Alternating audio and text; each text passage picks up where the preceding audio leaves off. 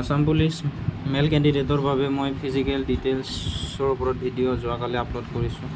এই ভিডিঅ'টোত মই ফিমেল কেণ্ডিডেটছৰ আসাম পুলিচ AB UBৰ ৰানিং আৰু লং জাম্পৰ ডিটেইলছখিনি ইয়াত আপলোড কৰিছোঁ আৰু ইয়াত বুজাই দিবলৈ চেষ্টা কৰিছোঁ। তো প্ৰথমতে আসাম পুলিচ AB UBৰ ৰানিং ডিটেইলছখিনি মই ইয়াতে বুজাই দিছোঁ। টোটেল ডিষ্টেঞ্চ ৰানিং কৰিবলৈ টোটেল ডিষ্টেঞ্চ হ'ব 1600 মিটাৰ আৰু ইয়াতে টোটেল সময় থাকিব, কোৱালিফাইড সময় থাকিব 8 মিনিট। এতিয়া যদি 5.5 অৰ্থাৎ 5.5 মিনিটৰ ভিতৰত যদি কোনোবাই কমপ্লিট কৰিব পাৰে তেওঁ লাভ কৰিব 20 নম্বৰ এক্সিলেণ্ট মাৰ্ক। নেক্সট 6 মিনিটৰ ভিতৰত যদি কমপ্লিট কৰিব পাৰে তেতিয়া তেওঁ লাভ কৰিব 17 মাৰ্ক। নেক্সট 6.5 অৰ্থাৎ 6.5 মিনিটৰ ভিতৰত যদি কমপ্লিট কৰিব পাৰে তেওঁ মাৰ্ক লাভ কৰিব 14.6। নেক্সট 7 মিনিটৰ ভিতৰত যদি কমপ্লিট কৰিব পাৰে তেওঁ লাভ কৰিব 12.8। 7.67 অৰ্থাৎ প্ৰায় 7.5 মিনিটৰ ভিতৰত যদি কমপ্লিট কৰিব পাৰে তেতিয়াহ'লে নম্বৰ লাভ কৰিব 10.8 আৰু 8 minute last qualifying time.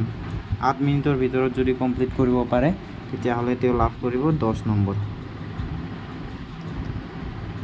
Next Assam police AB UBৰ লং জাম্প গাৰ্লছৰ লং জাম্প ডিটেইলছখিনি মই ইয়াত বুজাই দিব বিচাৰিছোঁ। ৰানিঙৰ নিচিনাকৈ ইয়াতো টোটেল নম্বৰ আছে 20 আৰু মিনিমাম কোৱালিফাইড ডিষ্টেঞ্চ হৈছে 8.13 ফুট অৰ্থাৎ প্ৰায় 8.5 ফুট মিনিমাম কোৱালিফাইড ডিষ্টেঞ্চ। এতিয়া যদি 8.13 ফুট বা প্ৰায় 8.5 ফুট যদি জাম্প কৰে তেতিয়াহ'লে লাভ কৰিব 10 নম্বৰ। ঠিক তেনেকৈ 9.63 ফুট যদি জাম্প কৰে তেতিয়া 11.8 মাৰ্ক। 10.63 ফুট যদি জাম্প কৰে তেতিয়া 13.6 মাৰ্ক।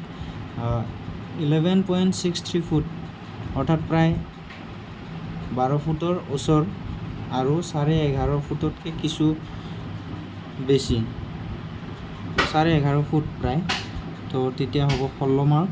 আৰু 12.97 ফুট অৰ্থাৎ প্ৰায় 13 ফুট যদি জাম্প কৰিব পাৰে লং জাম্প তেতিয়াহ'লে এক্সিলেণ্ট মাৰ্ক ধৰা হ'ব, তেতিয়া নম্বৰ পাবগৈ 20 নম্বৰ।